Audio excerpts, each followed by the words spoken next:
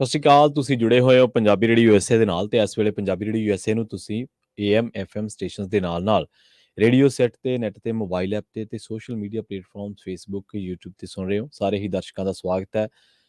ਅੱਜ ਸਾਲ 2023 ਦੀ 9 ਜਨਵਰੀ ਹੈ ਤੇ ਦਿਨ ਸੋਮਵਾਰ ਹੈ। ਪ੍ਰੋਗਰਾਮ ਦੇ ਵਿੱਚ ਖਬਰਾਂ ਤੇ ਚਰਚਾ ਕਰਨ ਦੇ ਲਈ ਮੇਰੇ ਨਾਲ ਜੁੜ ਚੁੱਕੇ ਨੇ ਪੰਜਾਬ ਤੋਂ ਪੱਤਰਕਾਰ ਮਿੰਟੂ ਗੁਰਸਰੀਆ ਜੀ।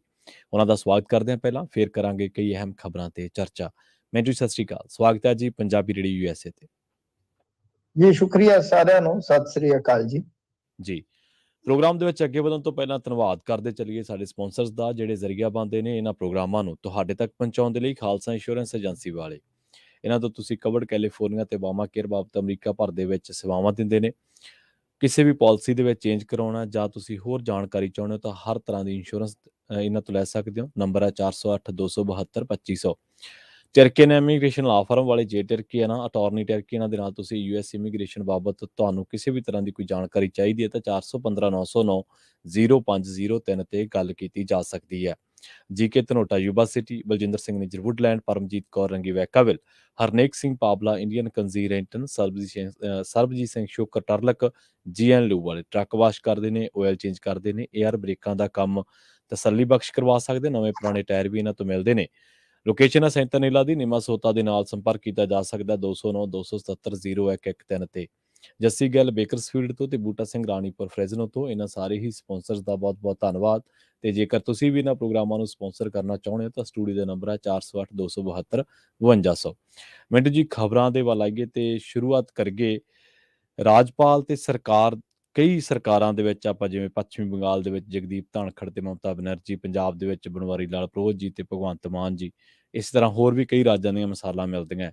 ਇਸੇ ਤਰ੍ਹਾਂ ਦੀ ਖਬਰ ਇੱਕ ਹੋਰ ਆ ਰਹੀ ਹੈ, ਕਹਿੰਦੇ ਇੱਕ ਹੋਰ ਸਟੇਟ ਦੇ ਵਿੱਚ ਰਾਜਪਾਲ ਤੇ ਸਰਕਾਰ ਦਰਮਿਆਨ ਲੜਾਈ ਕਾਫੀ ਅੱਗੇ ਤੱਕ ਪਹੁੰਚ ਗਈ।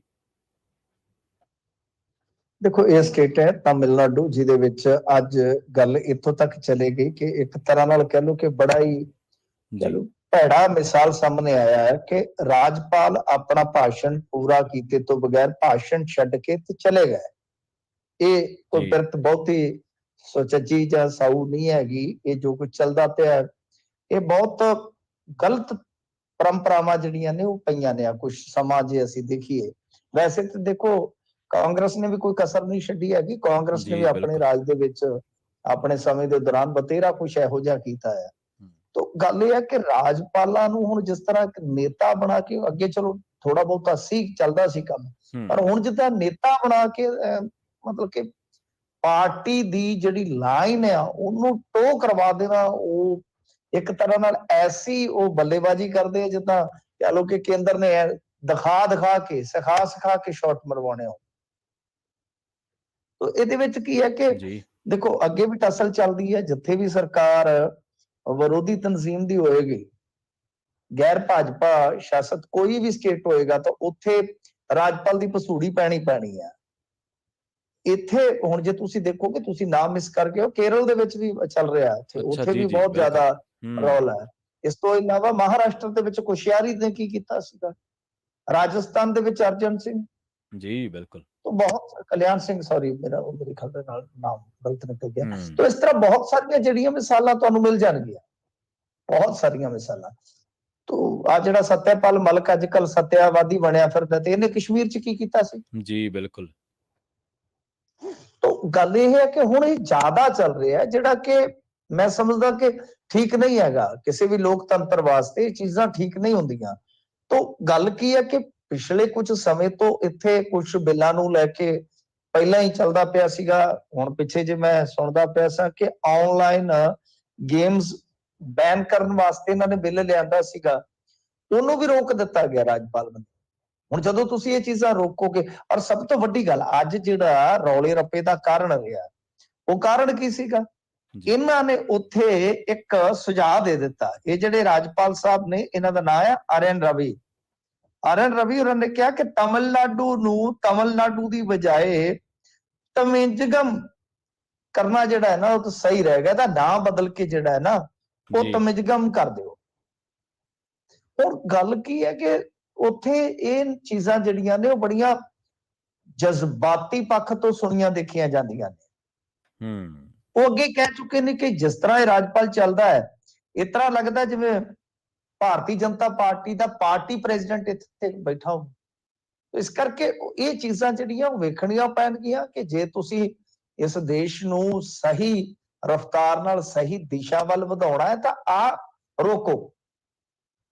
ਠੀਕ ਹੈ, LG ਵਾਲਾ ਮੁੱਦਾ ਕੁਝ, ਕਿਉਂਕਿ ਉੱਥੇ ਦੇਖੋ ਪਾਵਰ ਵੰਡੀ ਹੁੰਦੀ ਹੈ, ਉੱਥੇ ਉਹਨਾਂ ਦੇ ਕੋਲ ਵੀ ਅਧਿਕਾਰ ਖੇਤਰ ਬਹੁਤ ਹੈ, ਉਹਨਾਂ ਦੇ ਕੋਲ ਵੀ ਹੈ ਉੱਥੇ। ਠੀਕ ਹੈ, ਕੁਝ ਮਾਮਲਿਆਂ ਦੇ ਵਿੱਚ ਡਿਸਪਿਊਟ ਆਪਾਂ ਦੇਖੇ ਸ਼ੁਰੂ ਤੋਂ, ਪਰ ਹੁਣ ਇਹ ਹਰੇਕ ਸਟੇਟ ਦੇ ਵਿੱਚ ਜਿੱਥੇ ਜਿੱਥੇ ਵੀ ਭਾਜਪਾ ਸੱਤਾ 'ਚ ਨਹੀਂ ਹੈ, ਜੇ ਹਰੇਕ ਸਟੇਟ ਦੇ ਵਿੱਚ ਇਹ ਸਾਰੀਆਂ ਚੀਜ਼ਾਂ ਚੱਲ ਪੈਣਗੀਆਂ ਤਾਂ ਕੱਲ ਨੂੰ ਸਦਾ ਤੇ ਤੁਸੀਂ ਤਾਂ ਬੈਠੇ ਨਹੀਂ ਰਹਿਣਾ ਰਾਜ ਦੇ ਵਿੱਚ, ਕੋਈ ਹੋਰ ਆਇਆ ਤਾਂ ਉਹ ਵੀ ਫਿਰ ਇਸੇ ਤਰ੍ਹਾਂ ਦੀਆਂ ਫਿਰਤਾਂ ਜਿਹੜੀਆਂ ਅੱਗੇ ਤੋਰੇਗਾ। ਜੀ ਮਿੰਟੂ ਜੀ, ਅਗਲੀ ਖਬਰ ਦੇ ਵੱਲ ਵਧੀਏ ਤੇ ਗੱਲ ਕਰੀਏ ਮੂਸੇਵਾਲੇ ਦੇ ਕਾਤਲਾਂ ਦੀ ਜੇਲ੍ਹ ਦੇ ਵਿੱਚ ਵੱਡੀ ਝੜਪ ਹੋਈ ਹੈ ਜੀ। ਹਾਂਜੀ ਦੇਖੋ, ਇਹ ਬੰਦ ਨੇ ਇੱਧਰ ਜ਼ਿਆਦਾ ਗੋਇੰਦਵਾਲ ਸਾਹਿਬ ਦੀ ਜੇਲ੍ਹ ਦੇ ਵਿੱਚ ਜੀ, ਤਾਂ ਉੱਥੋਂ ਅੱਜ ਸਵੇਰੇ ਹੀ ਖਬਰ ਆ ਗਈ ਸੀਗੀ ਕਿ ਇਹਨਾਂ ਦੀ ਆਪਸ ਦੇ ਵਿੱਚ, ਮਤਲਬ ਕਿ ਜਿਹੜੇ ਉੱਥੇ ਗਰੋਹਬਾਜ਼ ਆ, ਇਹਨਾਂ ਦੀ ਆਪਸ ਦੇ ਵਿੱਚ ਝੜਪ ਹੋਈ ਆ। ਦੇਖੋ, ਜਿੱਥੇ ਜ਼ਿਆਦਾ ਗੈਂਗਸਟਰ ਨੇ, ਗਰੋਹਬਾਜ਼ ਨੇ, ਹੁਣ ਤਾਂ ਵੈਸੇ ਪੰਜਾਬ ਦੀਆਂ 5-7 ਜੇਲ੍ਹਾਂ ਐਸੀਆਂ ਨੇ ਜਿੱਥੇ ਜ਼ਿਆਦਾ ਬੰਦ ਕੀਤੇ ਜਾਂਦੇ ਆ, 5-7 ਵੀ ਨਹੀਂ, ਹੁਣ 2-4 ਤਾਂ ਜ਼ਿਆਦਾ, ਕਿਉਂਕਿ ਫੇਰ ਪਹਿਲਾਂ ਵੰਡਵੇਂ ਸੀਗੇ ਤੇ ਬਾਅਦ ਚ ਇਹਨਾਂ ਨੇ ਇਕੱਠੇ ਕਰ ਦਿੱਤੇ। ਹੁਣ ਜਿੱਥੇ ਵੀ ਏਦਾਂ ਹੁੰਦੇ ਤਾਂ ਵੈਸੇ ਤਾਂ ਇਹਨਾਂ ਨੂੰ ਬੰਦ ਰੱਖਿਆ ਜਾਂਦਾ ਹੈ, ਬਹੁਤ ਨਿਗਰਾਨੀ ਹੇਠ ਰੱਖਿਆ ਜਾਂਦਾ, ਪਰ ਕਈ ਵਾਰ ਕੀ ਹੈ ਕਿ ਮਾੜਾ ਮੋਟਾ ਮੌਕਾ ਮਿਲੇ ਤੋਂ ਇਹ ਆਪਸ ਦੇ ਵਿੱਚ ਭਿੜ ਜਾਂਦੇ ਨੇ। ਕਿਉਂ? ਕਿਉਂਕਿ ਜਿੱਥੇ ਹੁਣ ਗੈਂਗਸਟਰ ਇੱਕ ਥਾਂ ਤੇ ਨੇ, ਉੱਥੇ ਦਾ ਮਤਲਬ ਕਿ ਇੱਕ ਗੈਂਗ ਨਹੀਂ ਹੋਏਗਾ, ਕਈ ਗੈਂਗਾਂ ਹੋਣ। ਉਹ ਜਿਹੜੇ ਗੈਂਗ ਲੀਡਰ ਨੇ ਆਪਸ ਦੇ ਵਿੱਚ, ਪਹਿਲੀ ਗੱਲ ਤਾਂ ਕੋਈ ਬਾਹਰੋਂ ਦੁਸ਼ਮਣੀ ਹੁੰਦੀ ਹੈ, ਜੇ ਨਹੀਂ ਤਾਂ ਕਈ ਵਾਰ ਅੰਦਰ ਦਾ ਵੀ ਮਾਹੌਲ ਉਸ ਤਰ੍ਹਾਂ ਦਾ ਬਣ ਜਾਂਦਾ ਹੈ। ਤੇ ਕੋਈ ਫਤਿਹ ਅਮਨ ਗਰੁੱਪ ਆ, ਇਹਨਾਂ ਦਾ ਝਗੜਾ ਹੋਇਆ ਇਹਨਾਂ ਦੇ ਨਾਲ। ਹੁਣ ਦੇਖੋ, ਕੋਈ ਤੇ ਇਹ ਕਹਿੰਦਾ ਕਿ ਉਹਨਾਂ ਨੇ ਇਹਨਾਂ ਨੂੰ ਕੁੱਟਿਆ, ਕੋਈ ਕਹਿੰਦਾ ਕਿ ਟੀਨੂ ਹੋਰਾਂ ਨੇ ਉਹਨਾਂ ਨੂੰ ਕੁੱਟਿਆ। ਸੱਟਾਂ ਦੋਵਾਂ ਨੂੰ ਆਈਆਂ ਨੇ, ਯਾਨੀ ਦੋਵਾਂ ਧਿਰਾਂ ਨੂੰ ਆ। ਹੁਣ ਬੰਦੇ 5 ਫੱਟੜ ਨੇ ਕਿ 7 ਫੱਟੜ ਨੇ, ਕਿਉਂਕਿ ਇਸ ਤਰ੍ਹਾਂ ਦੀਆਂ ਜਿਹੜੀਆਂ ਗੱਲਾਂ ਹੁੰਦੀਆਂ ਨੇ, ਉਹ ਜੇਲ੍ਹ ਪ੍ਰਸ਼ਾਸਨ ਬਸ ਉਹ ਟੂ ਦਾ ਪੁਆਇੰਟ ਕਹਿ ਲਓ ਕਿ ਬਸ ਓਨੀਆਂ ਕੁ ਦੱਸਦਾ ਜਿੰਨੀਆਂ ਕੁ ਦੇ ਨਾਲ ਗੱਡੀ ਚੱਲਦੀ ਆ। ਹੁਣ ਕੀ ਵਜ੍ਹਾ ਰਹੀ ਆ ਉਹ ਦੱਸਦੇ ਤਾਂ ਇਹ ਵੀ ਨੇ ਖਬਰਾਂ ਦੇ ਵਿੱਚ ਕਿ ਰੌੜਾਂ ਚੱਲੀਆਂ ਨੇ। ਤੁਸੀਂ ਸੋਚ ਕੇ ਦੇਖੋ ਕਿ ਰੌੜਾਂ ਉਹਨਾਂ ਨੇ ਕਿਵੇਂ ਜੋੜੀਆਂ ਸੈੱਲਾਂ ਦੇ ਵਿੱਚ, ਕਿਵੇਂ ਉਹਨਾਂ ਨੇ ਪ੍ਰਬੰਧ ਕੀਤਾ ਹੋਏਗਾ। ਤੋ ਇਸ ਕਰਕੇ ਇਹ ਮਾਮਲਾ ਜਿਹੜਾ ਉਹ ਕੁਝ ਇਸ ਤਰ੍ਹਾਂ ਦਾ ਹੈ ਕਿ ਬਈ ਜਦੋਂ ਵੀ ਇਹਨਾਂ ਨੂੰ ਮੌਕਾ ਮਿਲੇਗਾ, ਇਹਨਾਂ ਨੇ ਉੱਥੇ ਬੈਠਿਆਂ ਨੇ ਥ੍ਰੈਟ ਕਾਲ ਵੀ ਕਰਨੇ ਆ, ਇਹਨਾਂ ਨੇ ਉੱਥੇ ਬੈਠਿਆਂ ਲੜਾਈਆਂ ਵੀ ਕਰਨੀਆਂ। ਤਾਂ ਇਹ ਤਾਂ ਹੁਣ ਜੇਲ੍ਹ ਮੰਤਰਾਲਾ ਖੁਦ ਜਿਨ੍ਹਾਂ ਦੇ ਕੋਲ ਹੈ, ਮਾਨ ਸਾਹਿਬ ਦੇ ਕੋਲ ਹੈ ਇਸ ਟਾਈਮ, ਇਹਨਾਂ ਨੂੰ ਚਾਹੀਦਾ ਜੀ, ਇਹਨਾਂ ਕੋਲ ਆ ਗਿਆ ਜੇਲ੍ਹ ਮੰਤਰਾਲਾ, ਇਹਨਾਂ ਨੂੰ ਚਾਹੀਦਾ ਆ ਕਿ ਇਹ ਤਕੜੇ ਹੋ ਕੇ ਹੁਣ ਵੇਖਣ ਕਿ ਕੀ ਸੁਧਾਰ ਕੀਤੇ ਜਾ ਸਕਦੇ ਨੇ, ਕੀ ਕੁਝ ਹੋ ਸਕਦਾ ਆ। ਵੈਸੇ ਤਾਂ ਬਠਿੰਡੇ ਜੇਲ੍ਹ ਦੇ ਵਿੱਚ ਬਹੁਤ ਗੈਂਗਸਟਰ ਰੱਖੇ ਹੋਏ ਨੇ ਇਹਨਾਂ ਨੇ, ਕਿਉਂਕਿ ਇੱਕ ਚੀਜ਼ ਮੈਨੂੰ ਕਾਫੀ ਜ਼ਿਆਦਾ ਥੋੜੀ ਰੜਕੀ ਆ, ਕਾਫੀ ਜ਼ਿਆਦਾ ਵੀ ਰੜਕੀ ਹੈ ਤੇ ਥੋੜੀ ਵੀ ਰੜਕੀ ਹੈ, ਕਿਉਂਕਿ ਇਹ ਅਕਸਰ ਹੁੰਦਾ ਹੈ, ਪਰ ਕਾਫੀ ਜ਼ਿਆਦਾ ਇਸ ਮਾਮਲੇ ਦੇ ਵਿੱਚ ਹੋਇਆ, ਇਸ ਕਰਕੇ ਰੜਕ ਰਹੀ ਹੈ। ਦੇਖੋ, ਜਿਹੜਾ ਟਿੰਨੂ ਸੀਗਾ, ਟਿੰਨੂ ਜਦੋਂ ਭੱਜਿਆ ਵਾ, ਐਕਚੁਅਲ ਦੇ ਵਿੱਚ ਇਹ ਇਸੇ ਜੇਲ੍ਹ 'ਚ ਬੰਦ ਸੀਗਾ। ਇੱਥੋਂ ਹੀ ਪਹਿਲਾਂ ਇਹਦੇ ਕੋਲੋਂ ਮੋਬਾਈਲ ਫੜਿਆ ਗਿਆ, ਪਰ ਬਾਵਜੂਦ ਇਸ ਦੇ ਇਹਨਾਂ ਦੀ ਜੋ ਵੀ ਇੰਟੈਲੀਜੈਂਸੀ ਸੀ ਉਹ ਫੇਲ ਰਹੀ ਤੇ ਉਹ ਭੱਜ ਗਿਆ ਸੀ, ਦੌੜ ਗਿਆ, ਚਾਹੇ ਉਹ ਕਿਸ ਤਰ੍ਹਾਂ ਵੀ ਜੁਗਾੜ ਲਾ ਕੇ ਭੱਜਿਆ। ਕਿਉਂਕਿ ਭੱਜਣ ਵਾਲੇ ਨੇ ਭੱਜਣ ਦਾ ਜਿਹੜਾ ਹੈ ਨਾ ਉਹ ਵੇਖਣਾ ਕਿ ਰਸਤਾ ਕਿੱਦਾਂ ਬਣਦਾ ਹੈ। ਤਾਂ ਗੱਲ ਇਹ ਆ ਕਿ ਹੁਣ ਇਸ ਮਾਮਲੇ ਦੇ ਵਿੱਚ ਜਿਹੜੀ ਗੱਲ ਆਪਾਂ ਦੇਖ ਸਕਦੇ ਹਾਂ ਜਾਂ ਸਮਝ ਸਕਦੇ ਹਾਂ ਉਹ ਇਹੋ ਆ ਕਿ ਬਈ ਤੁਸੀਂ ਉਹਨੂੰ ਫੇਰ ਉਸੇ ਜੇਲ੍ਹ ਦੇ ਵਿੱਚ ਜਿੱਥੇ ਉਹਦੇ ਪਹਿਲਾਂ ਹੀ ਸਾਥੀ ਮੌਜੂਦ ਨੇ, ਜਿਨ੍ਹਾਂ ਦੇ ਨਾਲ ਭੱਜ ਕੇ ਨਿਕਲ ਕੇ ਗਿਆ, ਤਾਂ ਇਹ ਹੁਣ ਕਿਵੇਂ ਸੈੱਟ ਕੀਤਾ ਜਾ ਸਕਦਾ ਸਾਰਾ ਕੁਝ। ਗੱਲ ਇਹ ਆ ਕਿ ਦੇਖੋ, ਮਸਲਾ ਜਿਹੜਾ ਪਿੱਛੇ ਜੇ ਇਹ ਵੀ ਤੁਰਿਆ ਸੀਗਾ ਕਿ ਇਹਨਾਂ ਨੂੰ ਸਾਊਥ ਦੀਆਂ ਜੇਲ੍ਹਾਂ 'ਚ ਘਲਾਇਆ ਜਾ ਸਕਦਾ ਹੈ, ਮਤਲਬ ਕਿ ਕੁਝ ਜਿਹੜੇ ਗੈਂਗਸਟਰ ਹੈਗੇ ਨੇ ਇਧਰੋਂ ਨਾਰਥ ਦੀਆਂ ਜੇਲ੍ਹਾਂ 'ਚੋਂ ਸ਼ਿਫਟ ਕਰਕੇ ਸਾਊਥ ਦੀਆਂ ਜੇਲ੍ਹਾਂ 'ਚ ਇਹਨਾਂ ਨੂੰ ਘਲਾਇਆ ਜਾ ਸਕਦਾ ਹੈ। ਕਿਉਂਕਿ ਉਹਦੇ ਵਿੱਚ ਫਿਰ ਇੱਕ ਭਾਸ਼ਾ ਦਾ ਬੈਰੀਅਰ ਆ ਜਾਂਦਾ ਹੈ, ਇੱਕ ਬਹੁਤ ਦੂਰ ਨੈਟਵਰਕ ਜਿਹੜੇ ਉਹ ਟੁੱਟ ਜਾਂਦੇ ਨੇ ਜਾ ਕੇ। ਲਿਹਾਜ਼ਾ ਇਹਨਾਂ ਨੇ ਉਹ ਸ਼ੁਰੂਆਤ ਤੇ ਕੀਤੀ ਹੀ, ਪਰ ਬਾਅਦ ਦੇ ਵਿੱਚ ਉਹ ਮਸਲਾ ਫੇਰ ਖਟਾਈ 'ਚ ਪੈ ਗਿਆ, ਮਸਲਾ ਫੇਰ ਅੱਧ ਵਾਟੇ ਜੀ ਰਹਿ ਗਿਆ। ਤਾਂ ਇਸ ਤਰ੍ਹਾਂ ਦਾ ਤੁਹਾਨੂੰ ਕੁਛ ਨਾ ਕੁਛ ਤਾਂ ਹੱਲ ਬਾਈ ਸੋਚਣਾ ਪਏਗਾ, ਢੂੰਢਣਾ ਪਵੇਗਾ, ਨਹੀਂ ਤੇ ਇਸ ਤਰ੍ਹਾਂ ਝੜਪਾਂ ਵੀ ਹੋਣਗੀਆਂ। ਇਸ ਤਰ੍ਹਾਂ ਫਿਰ ਉੱਥੇ ਤੁਹਾਨੂੰ ਪਤਾ ਹੀ ਆ ਜਿਹੜੇ ਬੰਦੇ ਬੈਠੇ ਆ ਉਹ ਫੋਨ ਯੂਜ਼ ਕਰਦੇ ਨੇ ਤੇ ਫੋਨ ਇਸਤੇਮਾਲ ਕਰਨ ਕਰਕੇ ਜੀ ਉਹ ਰੰਗਦਾਰੀਆਂ ਵੀ ਉੱਥੇ ਬੈਠੇ ਪਾਈ ਜਾਂਦੇ ਆ। ਇਹ ਟੀਨੂ ਬਾਰੇ ਤੇ ਮਸ਼ਹੂਰ ਹੈ ਇਹ ਗੱਲ ਕਿ ਟੀਨੂ ਇੱਕ ਤਗੜੇ ਅਫਸਰ ਤੋਂ ਵੀ ਕਈ ਗੁਣਾ ਜ਼ਿਆਦਾ ਕਮਾਈ ਅੰਦਰ ਬੈਠਾ ਕਰੀ ਜਾਂਦਾ ਹੈ। ਹੋਰ ਕੁਝ ਗੈਂਗਸਟਰ ਇਸ ਤਰ੍ਹਾਂ ਦੇ ਹੈਗੇ ਨੇ। ਤੋ ਇਹ ਤਾਂ ਫਿਰ ਸਾਰਾ ਕੁਝ ਹੈ ਜਿਹੜਾ ਤੁਸੀਂ ਰੋਕਣਾ, ਤੁਸੀਂ ਕਿਵੇਂ ਰੋਕਦੇ ਹੋ ਇਹ ਹੁਣ ਮਾਨ ਸਾਹਿਬ ਜਾਣਨ। ਜੀ ਮਿੰਟ ਜੀ, ਅਗਲੀ ਖਬਰ ਦੇ ਵੱਲ ਵਧੀਏ ਤੇ ਗੱਲ ਕਰੀਏ। ਜਿਹੜੇ ਯੂਕੇ ਦੇ ਵਿੱਚ ਸਾਡੇ ਵਿਦਿਆਰਥੀ ਪੜ੍ਹਨ ਜਾਂਦੇ ਆ, ਹੁਣ ਉਹਨਾਂ ਨੂੰ ਮਹਿੰਗਾਈ ਦੀ ਮਾਰ ਪੈ ਰਹੀ ਹੈ ਜੀ। ਦੇਖੋ ਮਹਿੰਗਾਈ ਤਾਂ ਜਿਹੜਾ ਵੈਸੇ ਯੂਕੇ ਦਾ ਹਾਲ ਹੈ ਨਾ, ਜੀ ਯੂਕੇ ਕਿਸੇ ਸਮੇਂ ਤੇ ਦੇਖੋ ਬਹੁਤ ਜ਼ਿਆਦਾ ਇਹਨਾਂ ਦੀ ਟੌਰ ਸੀਗੀ, ਪੂਰੀ ਦੁਨੀਆ ਦੇ ਵਿੱਚ ਪੂਰਾ ਠੁੱਕ ਸੀਗਾ। ਇਹਨਾਂ ਦੀ ਬਸਤੀਵਾਦੀ ਜਿਹੜੀ ਪ੍ਰਣਾਲੀ ਸੀਗੀ ਬਹੁਤ ਦੂਰ ਤੱਕ ਲੈ ਗਈ ਇਹਨਾਂ ਨੂੰ, ਬਥੇਰਾ ਇਹਨਾਂ ਨੇ ਕਮਾਈ ਜਾਂ ਬਥੇਰਾ ਇਹਨਾਂ ਨੇ ਪੈਸਾ ਕਮਾਇਆ। ਪਰ ਹੁਣ ਤੁਸੀਂ ਸੋਚ ਕੇ ਦੇਖੋ ਨਾ ਕਿ ਯੂਰਪੀ ਯੂਨੀਅਨ ਦੇ ਵਿੱਚੋਂ ਬਾਹਰ ਆ ਗਏ, ਜੀ ਹੁਣ ਉਹ ਕੋਈ ਪੰਜਾਬ ਵਰਗੀ ਧਰਤੀ ਵੀ ਹੈ ਨਹੀਂ ਗੀ। ਉੱਥੇ ਬਹੁਤ ਚੀਜ਼ਾਂ ਜਿਹੜੀਆਂ ਜਿਵੇਂ ਹੁਣ ਅਨਾਜ ਨਿਕਲਦਾ ਜਾਂ ਜੀ ਜ਼ਿਆਦੀਆਂ ਚੀਜ਼ਾਂ ਉਹ ਇੰਪੋਰਟ ਕਰਦੇ ਨੇ। ਉਹਨਾਂ ਦੀ ਨਾ ਤਾਂ ਇਕਨੋਮੀ ਹਾਲੇ ਸਥਿਰ ਹੈ, ਮਤਲਬ ਕਿ ਪੂਰੀ ਦੌੜੀ ਹੈ, ਤੇ ਨਾ ਹੀ ਉਹਨਾਂ ਦੀ ਸਿਆਸੀ ਸਥਿਰਤਾ ਜਿਹੜੀ ਹੈ ਬਹਾਲ ਹੋ ਸਕੀ ਹੈ। ਸੁਨਾਕ ਸਾਹਿਬ ਆਏ ਨੇ, ਕੋਸ਼ਿਸ਼ਾਂ ਜ਼ਰੂਰ ਕਰ ਰਹੇ ਆ, ਪਰ ਇਹ ਇੰਨਾ ਆਸਾਨ ਨਹੀਂ ਹੈਗਾ ਜਿੰਨਾ ਆਪਾਂ ਸਮਝਦੇ ਹਾਂ। ਇਹ ਕਾਫੀ ਟਾਈਮ ਲੱਗਦਾ। ਤੇ ਇਨਫਲੇਸ਼ਨ ਤੇ ਵੈਸੇ ਹੀ ਸਾਰੀ ਦੁਨੀਆ ਦੇ ਵਿੱਚ ਹੈਗੀ, ਇਹਦਾ ਅਸਰ ਹੈਗਾ, ਪਰ ਕੁਝ ਦੇਸ਼ਾਂ ਦੇ ਵਿੱਚ ਇਹਦਾ ਅਸਰ ਬਹੁਤ ਜ਼ਿਆਦਾ ਹੈ। ਹੁਣ ਜੀ ਜਿੱਦਾਂ ਆਪਾਂ ਕੈਨੇਡਾ 'ਚ ਵੀ ਦੇਖਿਆ, ਕੈਨੇਡਾ 'ਚ ਵੀ ਬਹੁਤ ਜ਼ਿਆਦਾ ਮਹਿੰਗਾਈ ਦੀ ਮਾਰ ਸਟੂਡੈਂਟਾਂ ਨੂੰ ਪੈ ਰਹੀ ਸੀਗੀ। ਵੈਸੇ ਤਾਂ ਮਹਿੰਗਾਈ ਦੀ ਮਾਰ ਸਭਨਾਂ ਨੂੰ ਪਏਗੀ, ਪਰ ਜਿਹੜੇ ਬੰਦੇ ਸੀਮਤ ਆਮਦਨ ਵਾਲੇ ਆ ਜਾਂ ਜਿਨ੍ਹਾਂ ਦੇ ਕੋਲ ਸੀਮਤ ਕੰਮ ਦੇ ਮੌਕੇ ਆ, ਉਹਨਾਂ ਲਈ ਬਹੁਤ ਜ਼ਿਆਦਾ ਮਾਰੂ ਹੋ ਜਾਂਦੀ ਹੈ। ਜੀ ਬਿਲਕੁਲ। ਜਾਂ ਜਿਹੜਾ ਬੰਦਾ ਨਵਾਂ ਸਟਰਗਲਰ ਹੈ ਉਹਦੇ ਵਾਸਤੇ ਮਹਿੰਗਾਈ ਬਹੁਤ ਜ਼ਿਆਦਾ ਹੈ। ਤਾਂ ਖੈਰ ਗੱਲ ਇਹ ਆ ਕਿ ਹੁਣ ਯੂਕੇ ਤੋਂ ਜਿਹੜੀਆਂ ਖਬਰਾਂ ਆ ਰਹੀਆਂ ਨੇ ਵਾਕਿਆ ਪਰੇਸ਼ਾਨ ਕਰਨ ਵਾਲੀਆਂ। ਇਹਦਾ ਇੱਕ ਕਾਰਨ ਵੱਡਾ ਇਹ ਆ ਕਿ ਯੂਕੇ ਨੇ, ਮੈਂ ਜਿਵੇਂ ਤੁਹਾਨੂੰ ਦੱਸਿਆ ਕਿ 4 ਛਿੱਲੜ ਕਮਾਉਣ ਵਾਸਤੇ ਪਿਛਲੇ ਸਾਲ ਵੀਜ਼ੇ ਬਹੁਤ ਦੱਬ ਕੇ ਦਿੱਤੇ ਸਨ, ਰਿਕਾਰਡ ਤੋੜ ਵੀਜ਼ੇ ਦਿੱਤੇ ਸਨ ਇੰਡੀਅਨ ਸਟੂਡੈਂਟਸ ਨੂੰ। ਜੀ ਉਹਦੇ 'ਚ ਜ਼ਿਆਦਾਤਰ ਹੈਗੇ ਸਨ ਆਪਣੇ ਪੰਜਾਬੀ। ਪੰਜਾਬੀਆਂ ਨੂੰ ਏਜੰਟ ਤੁਹਾਨੂੰ ਪਤਾ ਹੀ ਹੈ ਲੱਲੇ ਭੱਬੇ ਲਾ ਕੇ ਤੇ ਕਹਿੰਦੇ ਹੁੰਦੇ ਬਸ ਚੜ ਜਾ ਤੂੰ ਜਹਾਜ਼ੇ। ਇਸ ਕਰਕੇ ਇਹ ਜਿਹੜੇ ਐਤਕੀ ਵੀਜ਼ੇ ਦਿੱਤੇ ਇਹਨਾਂ ਨੇ 1,27,000, ਇਹਦੀ ਤਾਦਾਦ ਦੇ ਵਿੱਚ ਜੇ ਤੁਸੀਂ ਦੇਖੋਗੇ ਤਾਂ ਵੱਡਾ ਹਿੱਸਾ ਜਿਹੜਾ ਉਹ ਆਪਣੇ ਇਹਨਾਂ ਸਟੂਡੈਂਟਾਂ ਦਾ ਹੀ ਹੈ ਜਿਹੜੇ ਪੰਜਾਬ ਤੋਂ ਵੀ ਜਾਂਦੇ ਆ।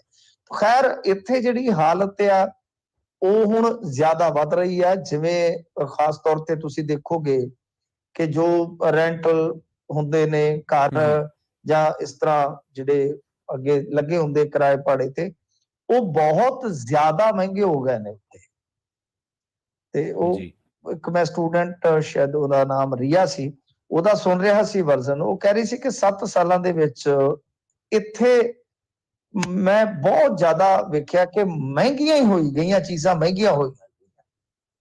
ਤਾਂ ਹੁਣ ਉਹ ਕਹਿੰਦੇ ਆ ਕਿ 2 ਹਫ਼ਤੇ ਦੇ ਵਿੱਚ ਤਾਂ ਜਿੰਨਾ ਮਤਲਬ ਕਿ ਅੱਗੇ ਖਰਚ ਕਰਦੇ ਸੀਗੇ ਉਹਨਾਂ ਖਰਚਾ ਹੁਣ 4 ਦਿਨਾਂ 'ਚ ਆ ਜਾਂਦਾ। ਮਤਲਬ ਕਿ ਸਿੱਧਾ ਹਿਸਾਬ ਹੈ, ਇੱਕ ਬੜਾ ਇੱਕ ਸਿੰਪਲ ਤਰੀਕਾ ਹੈ ਮਹਿੰਗਾਈ ਨੂੰ ਉਹਨਾਂ ਦਾ ਸਮਝਣ ਦਾ ਜਾਂ ਬਿਆਨ ਕਰਨ ਦਾ, ਕਿ ਜਿੰਨਾ ਅੱਗੇ ਖਰਚਾ 2 ਹਫ਼ਤੇ ਕੱਟਣ ਤੇ ਲੱਗਦਾ ਸੀਗਾ 14 ਦਿਨ, ਹੁਣ 4 ਦਿਨਾਂ ਦਾ ਉਹਨਾਂ ਖਰਚਾ ਹੈ।